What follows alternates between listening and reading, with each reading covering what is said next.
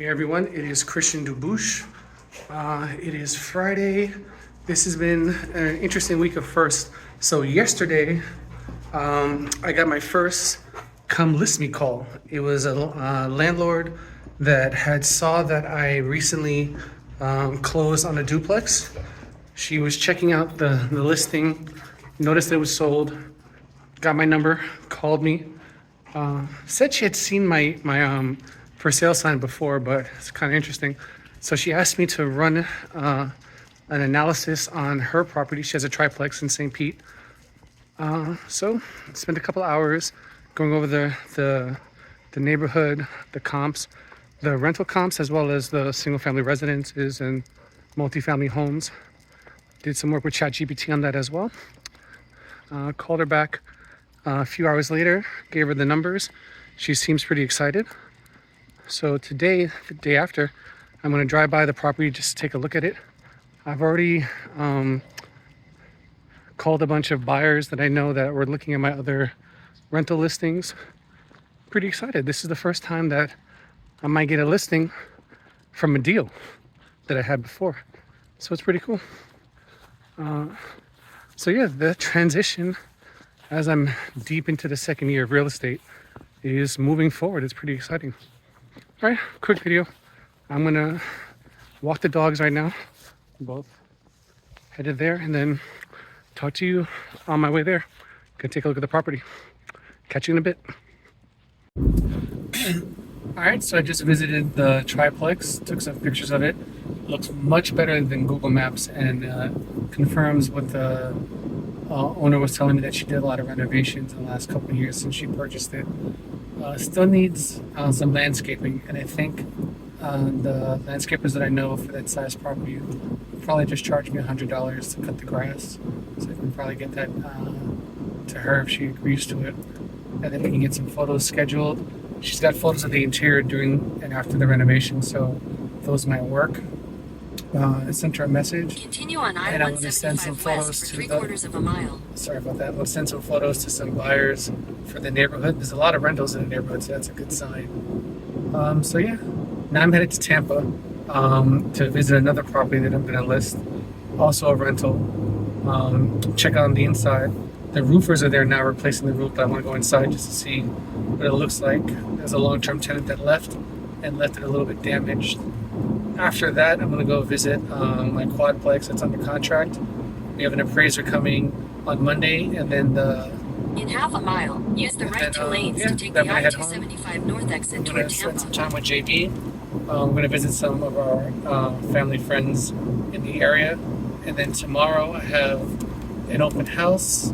I think, oh no, that's Sunday morning. So tomorrow I want to take off, essentially watch the Superman movie with JB. Use the right two lanes to take the I-275 north exit. So, visiting 2 potential new listings today. That's exciting.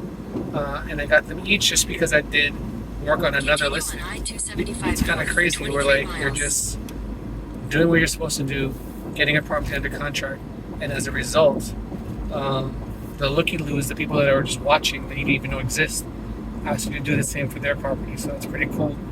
I actually now believe it when people say that, listings have kids. When you do well with a listing, and I've done well with these, I've met buyers and etc., but nothing yet has come to fruition from those buyers. But other people see me marketing, see me doing the work, and as a result, I'm getting opportunities to list their properties. So I'm looking to a really, really good fall. This summer was rough, but I got 2 closings out of it. This spring was rough. I got no business from that, but the end of the summer is going very well. I'm going to have a nice payday in September, and hopefully have a nice payday in October and November if I keep this momentum. Because as I said before in a previous video, I'm starting 2026 now. It's taking basically 90 to 120 days to get under contract, and given the fact that we have 4 more months left in this year, or really 3.5 months left in this year, I'm planning for 2026. I'm planning to, get these transactions underway, invest the money I get from these closings into marketing materials, into coaching, into lead generation. So I'm doing what I hope you're supposed to be doing if you want to grow your real estate business in a down market, and I'm excited about that. I think I will post once I visit the next property, and then yeah. So I'll see you guys in a bit after that one. All right, that was a bit of a fail. The owner had told me he left the keys in a certain spot. That went to that spot on the property. The keys were not to be found. So it's a bit of a drive for nothing. I'm very thirsty now. I'm going to head to a gas station, get a bottle of water or some soda, and make it back to St. Pete. I left a message with the homeowner saying, hey, where's the key? He apologized. He's at a doctor's appointment, so I guess slipped his mind, unfortunately. So it is what it is. These things happen. It's human. So I'm going to get something to drink. I got to visit at least 2 properties that I'll be listing, so that's still a win. I spoke to the first triplex, the owner. I let him know my assessment, the need for landscaping, all that stuff. She's going to reach out to a business partner, give me a call back within the next 30 minutes to figure out a strategy.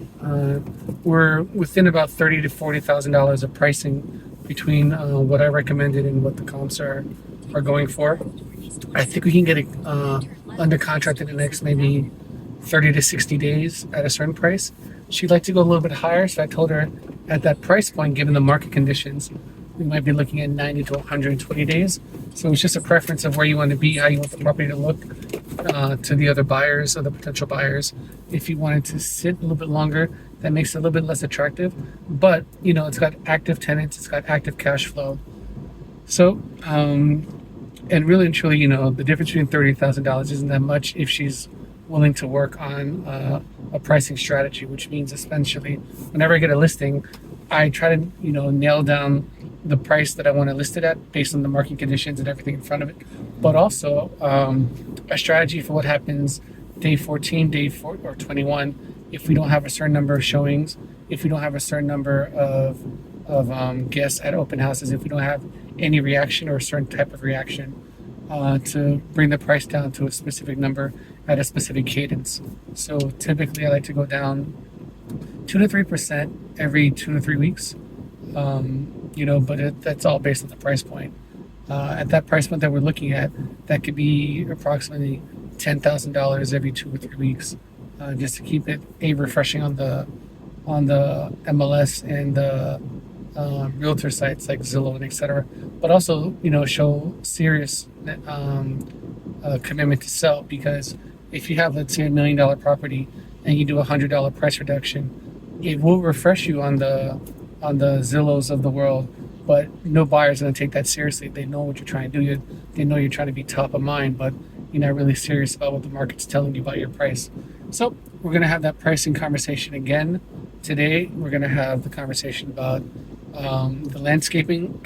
I've reached out to about 7 buyers at this point, or 7 buyers agents at this point. I'm going to reach out to landscapers because the property is a little bit overgrown, even though all the units are occupied, because I wanted to do the best curb appeal for when I take the photos. So in that sense, this day was productive. I'm going to drive home, and but right now I'm going to go to the Chinese food store, get some ginger ale and some water, and maybe some wonton soup. All right, this is Christian, licensed realtor with Real Broker. Have a great weekend. Talk to you later. Bye.